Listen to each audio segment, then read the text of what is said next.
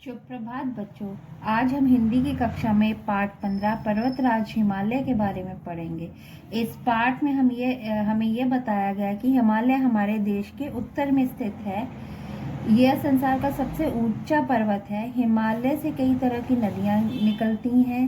अब हम इस पाठ में पढ़ेंगे कि हमें हिमालय से और क्या क्या मिलता है।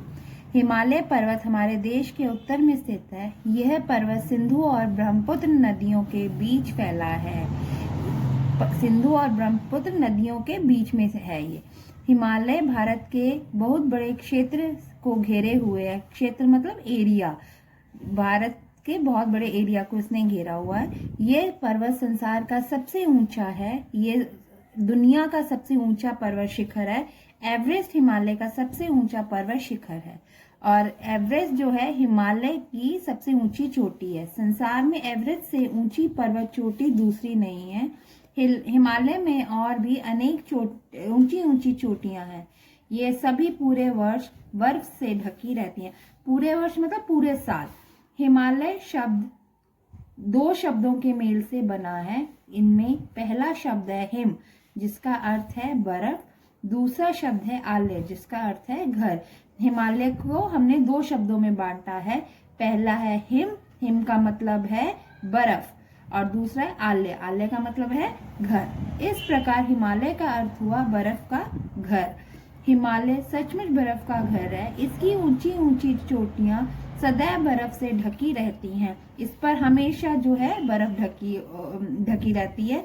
यही बर्फ गर्मियों में पिघलकर नदियों के रूप में बहती है और यही जब हमें गर्मियां पड़ती हैं तो यही जो बर्फ है पिघल जाती है गर्मी के कारण और वो नदियों के रूप में हमारे देश में बहता रहता है। हिमालय से निकलने वाली नदियां सदा नीरा हैं। सदा नीरा का मतलब जो हमेशा पानी से भरी रहती हैं। गंगा, यमुना, ब्रह्मपुत्र, सिंधु, सतलुज आदि हिमालय से निकलने वाली प्रमुख नदियां हैं।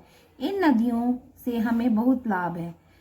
इन नदियों से निकाली गई नहरों से खेतों की सिंचाई होती है, जिसके कारण खूब अनाज, सब्जियां और फल पैदा होते हैं। हिमालय के कारण ही हमारे देश में खूब वर्षा होती है। हिमालय के कारण ही बारिश होती है। यह पर्वत समुद्र से आने वाली भाप भरी हवाओं को रोक लेता है। इन्हीं हवाओं से भारत में वर्षा होती है। यही हिमालय अपनी उत्तर सीमा का रखवाला है। उत्तर से आने वाली ठंडी और बर्फीली हवाओं को भी ये रोक लेता। मतलब हिमालय पर्वत इतना ऊंचा है कि ठंडी हवाएं भी जो है इसको पार नहीं कर पाती है। इसलिए हमारे देश में जो है ठंड कम है, वे हमारे देश में नहीं आ पाती। इसलिए उत्तरी भारत में बहुत कड़ाके की सर्दी नहीं पड़ती। कड़ाके की मतलब ज्यादा सर्दी नहीं पड़ती है। उत्तर भारत के उत्तर दिशा में ज्यादा कड़ाके की ज्यादा ठंड नहीं पड़ती है। हिमालय पर्वत पर लोग सीढ़ीदार खेतों में खेती करते हैं। सीढ़ीदार मतलब जैसे हमारे घर की सीढ़ियां होती है ना, उसी तरह से ये खेत बनाए गए होते हैं। तो वहां पे लोग खेती करते हैं। इन खेतों में किसान चावल और मक्का पैदा करते हैं। यहाँ आलू, टमाटर, मटर आदि सब्जियों की भी खेती होती है। हिमालय पर सेब, आड़ू, खुबानी, बादाम, अखरोट आदि के बाग हैं।